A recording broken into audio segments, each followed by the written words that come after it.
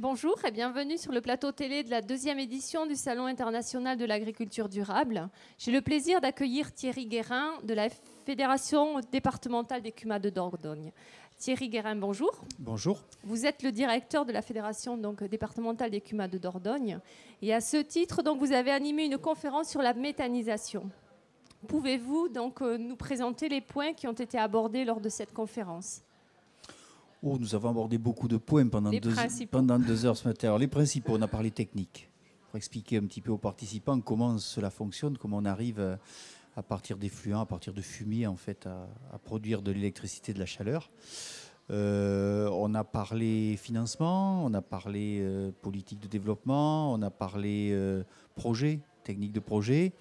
On a parlé un petit peu de droit et de fiscalité. Donc, l'objectif étant, bien sûr, au travers de tous ces propos des spécialistes qui étaient autour de la table, de donner un maximum d'éléments aux éventuels futurs porteurs de projets qui étaient dans la salle et que ce sujet intéresse et qui avaient pour l'intention de peut-être réfléchir ou de démarrer un projet chez eux ou dans leur secteur, dans leur commune ou dans leur village.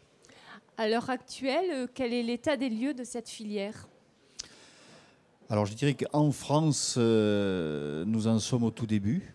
On s'est beaucoup inspiré de ce qui s'est passé en Allemagne, puisque l'agriculture allemande a pris ces sujets à bras le corps depuis plus de 20 ans. Et aujourd'hui, une partie non négligeable de l'électricité consommée en Allemagne est produite à partir de méthanisation de déchets agricoles. La France, avec un petit peu de retard, mais mieux vaut tard que jamais, prend le pas. Ce qui a donné lieu à un certain nombre de visites et de déplacements en Allemagne. Aujourd'hui, le nombre d'unités de méthanisation en France doit encore se compter sur les doigts d'une main, peut-être des 2 mains, alors qu'en Allemagne, il y en a plusieurs centaines de milliers. Pour ce qui est de l'Aquitaine, un certain nombre de projets sont en cours de réalisation, sont plus que des projets aujourd'hui, sont en cours de réalisation, surtout sur le département de la Dordogne. Un certain nombre de projets sont à l'étude dans les Landes et dans les Pyrénées-Atlantiques. Donc il reste encore beaucoup à faire pour arriver au niveau de l'Allemagne et faire en sorte que, je dirais, tous ces effluents organiques, toutes ces matières organiques inutilisées aujourd'hui, en milieu rural, qu'elles soient originaires de l'agriculture, des élevages en particulier, mais aussi des industries agroalimentaires, voire des collectivités locales, puissent être transformées en électricité, en chaleur, c'est-à-dire servir de source d'énergie.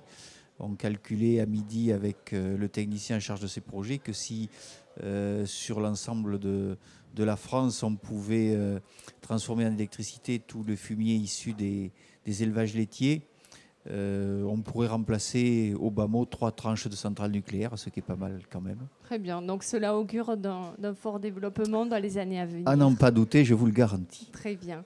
Et donc, peut-être ça a répondu à ma question. Pourquoi les CUMA s'engagent-elles dans cette voie ?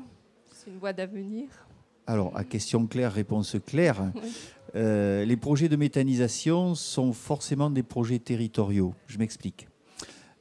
Aucun acteur sur le territoire aujourd'hui, qu'il soit agricole, qu'il soit industrie agroalimentaire, qu'il soit collectivité locale, ne peut seul mener ce genre de projet à bien. Puisque une unité de méthanisation, c'est une espèce de gros estomac dans lequel on va faire digérer des matières organiques pour les transformer en gaz. Et il faut apporter à ce gros estomac une alimentation équilibrée. Donc si on n'y met que des effluents d'élevage, c'est nécessaire mais pas suffisant. Si on n'y met que des résidus d'industrie agroalimentaire, style résidus de légumes ou d'industrie de transformation de la viande, c'est nécessaire mais pas suffisant. Si on y met des déchets de collectivité, style graisse, huile de friture usagée, c'est intéressant, c'est nécessaire mais pas suffisant. Il faut pouvoir, pour rendre une unité performante, réunir l'ensemble de ces sous-produits, l'ensemble de ces sous-déchets.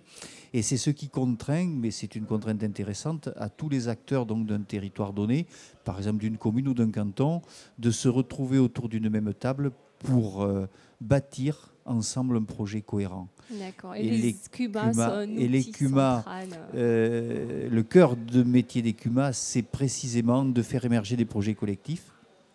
Ça ne se fait pas par hasard. Il faut du savoir-faire, il faut de la technique. Et donc, si le réseau des CUMA aujourd'hui est en pointe sur ce genre de projet, c'est parce que précisément, ce réseau maîtrise ces techniques d'animation de projets et d'émergence de projets collectifs et de projets territoriaux. Voilà. Très bien. Thierry Guérin, merci beaucoup pour cet éclairage. Merci à vous. Merci.